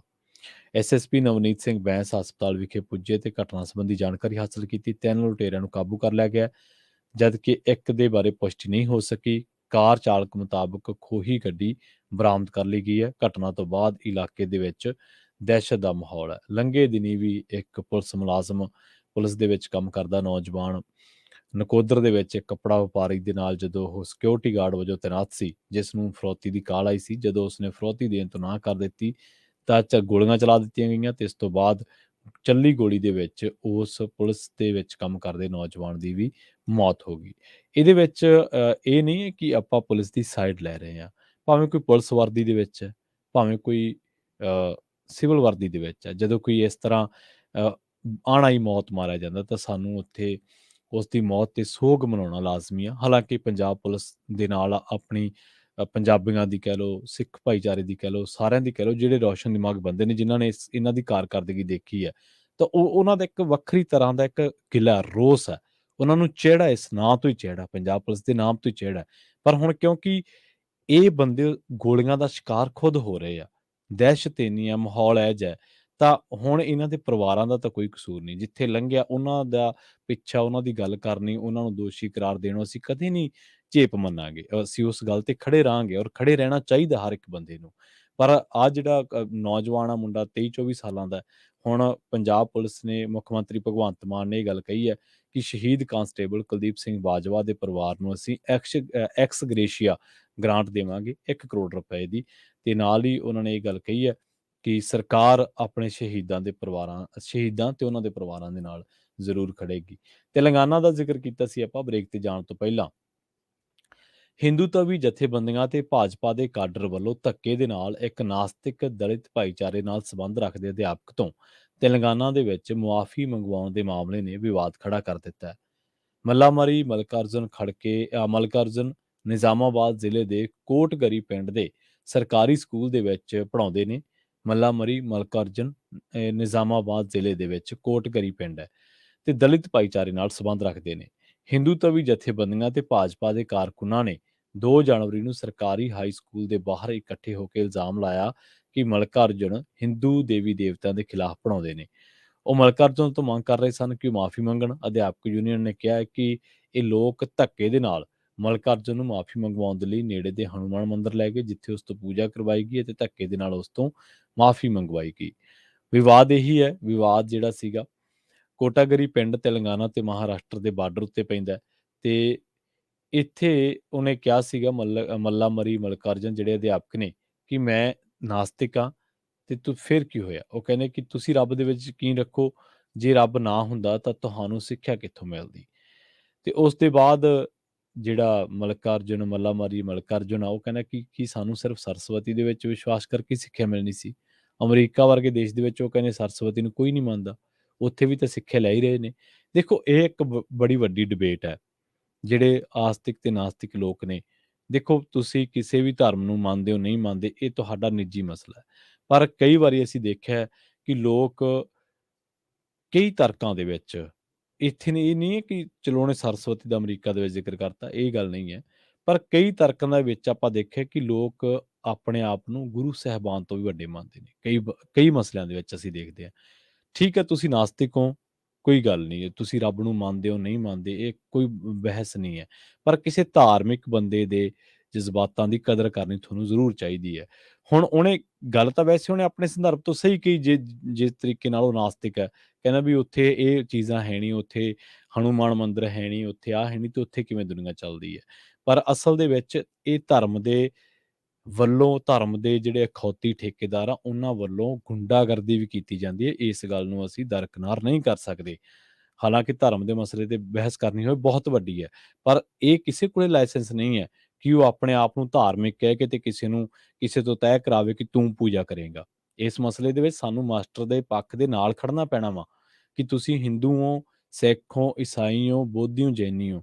ਤੁਸੀਂ ਨਹੀਂ ਤੈਅ ਕਰੋਗੇ ਕਿ ਕਿਹੜੇ ਬੰਦੇ ਨੇ ਪੂਜਾ ਕਰਨੀ ਹੈ, ਕਿਹੜੇ ਬੰਦੇ ਨੇ ਨਮਾਜ਼ ਪੜ੍ਹਨੀ ਹੈ, ਕਿਹੜੇ ਬੰਦੇ ਨੇ ਅਰਦਾਸ ਬੇਨਤੀ ਕਰਨੀ ਹੈ, ਕਿਹੜੇ ਨੇ ਕੀ ਕਰਨਾ। ਉਹ ਕਰੇ ਜਾਂ ਨਾ ਕਰੇ, ਇਹ ਉਹਦਾ ਨਿੱਜੀ ਮਸਲਾ ਹੈ। ਪਰ ਹਾਂ, ਜੇਕਰ ਕੋਈ ਤੁਹਾਡੇ ਧਰਮ ਦੇ ਬਾਰੇ ਚੰਗਾ ਮੰਦਾ ਕਹਿ ਰਿਹਾ, ਤਾਂ ਅਸੀਂ ਉਹਨੂੰ ਵੀ ਕਵਾਂਗੇ ਕਿ ਭਾਈ ਤੂੰ ਇਹ ਟਿੱਪਣੀਆਂ ਨਾ ਕਰ, ਇਹ ਗਲਤ ਹੈ। ਪਰ ਜੇਕਰ ਕੋਈ ਬੰਦਾ ਮੇਰੇ ਵਰਗਾ ਕੋਈ ਅਨਪੜ੍ਹ ਜਿਹਨੂੰ ਘਰੇ ਵੀ ਨਹੀਂ ਪੁੱਛਦਾ, ਤੇ ਉਹ ਜਾ ਕੇ ਸਕੂਲ ਦੇ ਬਾਹਰ ਖੜ ਜੇ 4 ਹੋਰ ਲੈ ਕੇ ਆਪਦੇ ਵਰਗੇ ਛਟੇ ਹੋਏ ਬਦਮਾਸ਼, ਤੇ ਕਵੇ ਕਿ ਭਾਈ ਹਾਂ ਮੈਂ ਮਾਸਟਰ ਨੂੰ ਲਿਜਾਊਂਗਾ ਮੰਦਿਰ ਦੇ ਵਿੱਚ ਤੇ ਉਹਨੂੰ ਪੂਜਾ ਕਰਾਊਂਗਾ, ਇਹ ਗੱਲ ਗਲਤ ਆ, ਬਿਲਕੁਲ ਗਲਤ ਆ। ਸਾਨੂੰ ਇਸ ਗੱਲ ਦੇ ਨਾਲ ਖੜਨਾ ਚਾਹੀਦਾ, ਮਾਸਟਰ ਦੇ ਨਾਲ ਖੜਨਾ ਚਾਹੀਦਾ ਕਿ ਉਹਦੀ ਵਿਚਾਰਧਾਰਾ ਜੋ ਮਰਜ਼ੀ ਹੈ। ਉਹ ਨਾਸਤਿਕ ਆ, ਕੋਈ ਗੱਲ ਨਹੀਂ, ਪਰ ਉਹ ਆਪਦੀ ਡਿਊਟੀ ਕਰੇ ਬਸ। ਜਿਹੜਾ ਉਹਨੂੰ ਕੰਮ ਸਰਕਾਰ ਨੇ ਦਿੱਤਾ ਪੜ੍ਹਾਉਣ ਦਾ। ਇਹਨਾਂ ਦੇ ਵਿੱਚੋਂ ਕਈ ਤਾਂ ਹਾਈ ਸਕੂਲ ਪਾਸ ਵੀ ਨਹੀਂ ਹੋਣੇ, ਤੇ ਗੱਲ ਕਰਦੇ ਆ, ਮੁਕਾਬਲਾ ਕਰਦੇ ਆ ਮਾਸਟਰ ਦੇ ਨਾਲ।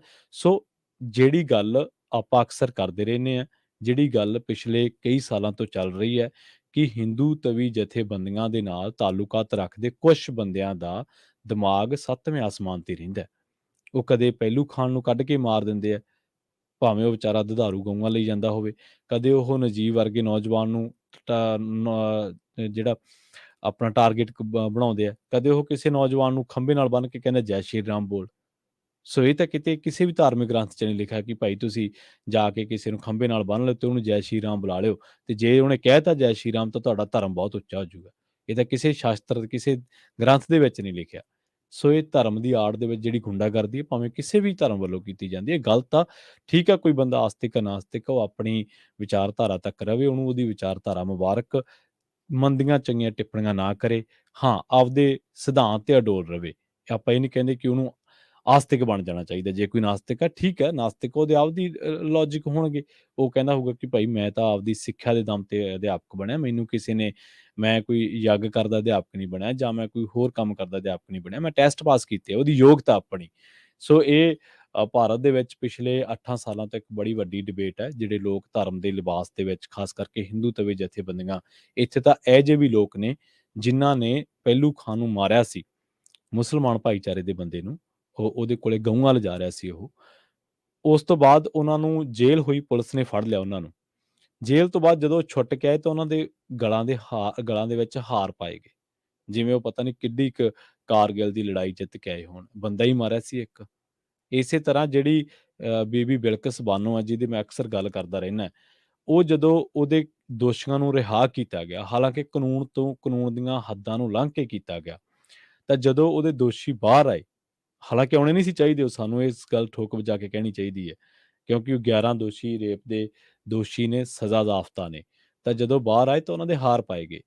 ਕਿੱਧਰ ਨੂੰ ਜਾ ਰਹੀ ਹੈ ਸਾਡੀ ਸੁਸਾਇਟੀ। ਖੈਰ, ਵੇਲਾ ਹੋ ਚੱਲਿਆ ਤੁਹਾਡੇ ਤੋਂ ਇਜਾਜ਼ਤ ਲੈਣ ਦਾ। ਪੰਜਾਬੀ ਰੇਡੀਓ USA ਦੀ ਅਗਲੀ ਪੇਸ਼ਕਸ਼ ਪ੍ਰੋਗਰਾਮ ਅਪਡੇਟ ਅਮਰੀਕਾ, ਜਿਸ ਦੇ ਵਿੱਚ ਅਮਰੀਕਾ ਦੇ ਨਾਲ ਵਿਸ਼ਵ ਭਰ ਦੇ ਵਿੱਚ ਵਾਪਰੀਆਂ ਅਹਿਮ ਅਤੇ ਵੱਡੀਆਂ ਘਟਨਾਵਾਂ ਬਾਰੇ ਤੁਹਾਨੂੰ ਦਿੱਤੀਆਂ ਜਾਣੀਆਂ ਖਾਸ ਜਾਣਕਾਰੀਆਂ। ਜੁੜੇ ਰਹੋ ਪੰਜਾਬੀ ਰੇਡੀਓ USA ਦੇ ਨਾਲ। ਤੇ ਆਖਿਰ ਦੇ ਵਿੱਚ ਇੱਕ ਵਾਰ ਫਿਰ ਤੋਂ ਤੁਹਾਨੂੰ ਸਭ ਨੂੰ ਪਿਆਰ, ਸਤਿਕਾਰ ਸਹਿਤ ਸਤਿ ਸ਼੍ਰੀ ਅਕਾਲ।